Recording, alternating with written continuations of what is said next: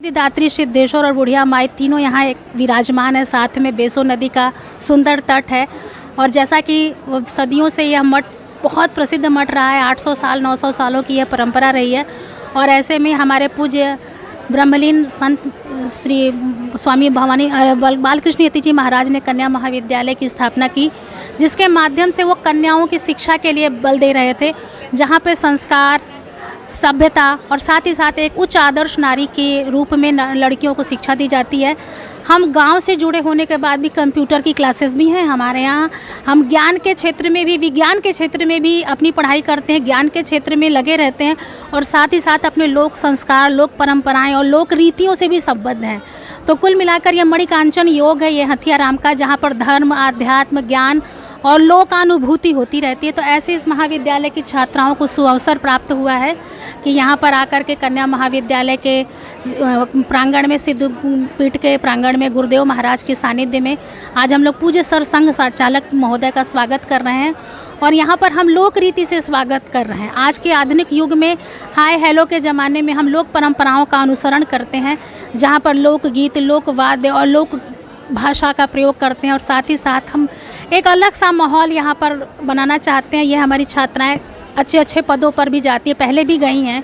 तो साइंस, विज्ञान को लेकर के, ज्ञान को लेकर के, आध्यात्म को लेकर के, साथ ही साथ लोक संस्कृति को लेकर के हम एक उच्च आदर्श आकर स्थापित करना चाहते हैं। तो इन लोक गीतों में बहुत रचनात्मक संस्कृति होती है, जिसके माध्यम से हम अपने इन संस्कार को छात्राओं तक पहुंचाते। जो परंपरा लोक गीतों की, लोक परंपराओं की है, वो आज इस आधुनिकता के युग में ख़त्म हो रही है। तो ऐसे समय में इन लोक परंपराओं को लोक गीतों के माध्यम से, लोक रीतियों के माध्यम से स्थापित करना, जीवित रखना इन छात्राओं का जो है वो परम कर्तव्य है। इसी के माध्यम से यहाँ पर अंग्रेजी गीत हाय हेलो वाले भी हैं, परंतु हम लोक संस्कृति के पक्ष में ज़्यादा रहते हैं, क्योंकि हमारा ग्रामीण अंचल में होने के बाद भी जो भी यहाँ आता है वो प्रभावित होता है। तो ये लोक परंपराओं, लोक गीतों के माध्यम से प्रभावित होते हैं।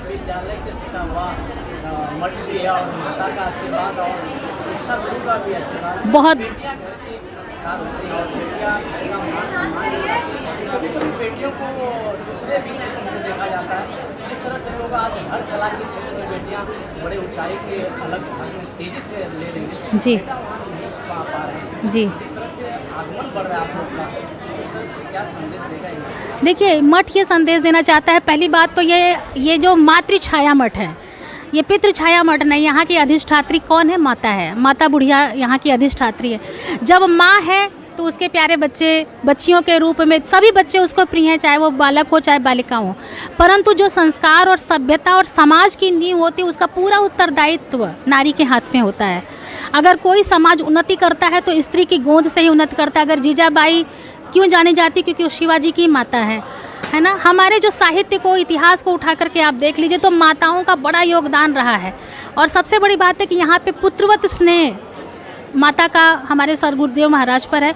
और सदगुरुदेव महाराज का इनका पर एक अनुपम छाया है। वो सदैव इनको, मतलब इनके उत्थान में लगे रहते हैं।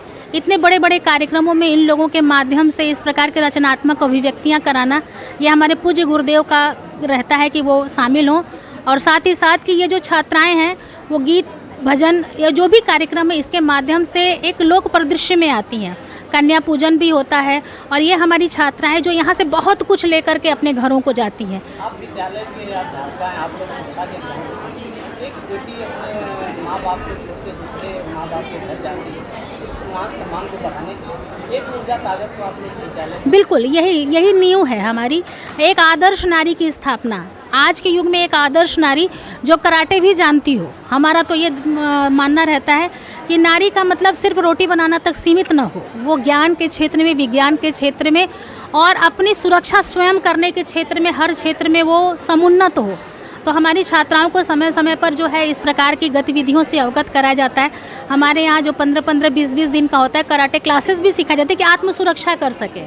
साथ ही साथ विज्ञान का जो है वो कंप्यूटर है और भी ऐसे एग्जीबिशन इत्यादि लगाए जाते हैं, जिनके माध्यमों से आधुनिक चीज़ों को भी सीखे और अपनी परंपराओं से भी जुड़ी रहे। ये मठ जो है वो उसी परंपरा को जीवित रखने में, उसको आगे बढ़ाने में और लड़कियों को नारी के रूप में स्थापित करने में परम योगदान देता है। हमारे गुरुजी महाराज समय समय पर इस चीज़ में बहुत ज़्यादा संलग्न रहते हैं और लड़कियों के आदर्श परिवेश के साथ साथ उन्हें योग्य परिवेश देना, मतलब केवल रोटी बनाने तक नहीं, ये जेट विमान भी चला सकें, ऐसा उनका मानना है कि इसमें से पायलट बने, इसमें से इंजीनियर, डॉक्टर और बनती भी हैं जी। हेलो हाय कैसे खत्म होगा और किस माध्यम से? हेलो हाय इस तरह से ख़त्म हो के जय श्री राम, एक ही नारा एक ही राम, जय श्री राम, जय श्री राम।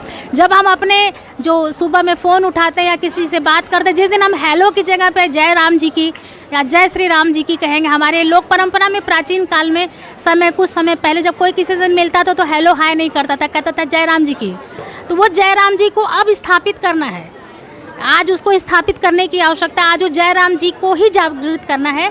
हम जय राम जी की ओम नमः शिवाय या हर हर महादेव कह के जय बम बम मिले, तो जब ऐसा मिलेंगे तो हमारा ये हेलो हाय ख़त्म हो जाएगा। जी जी, बिल्कुल बिल्कुल, हमारी छात्र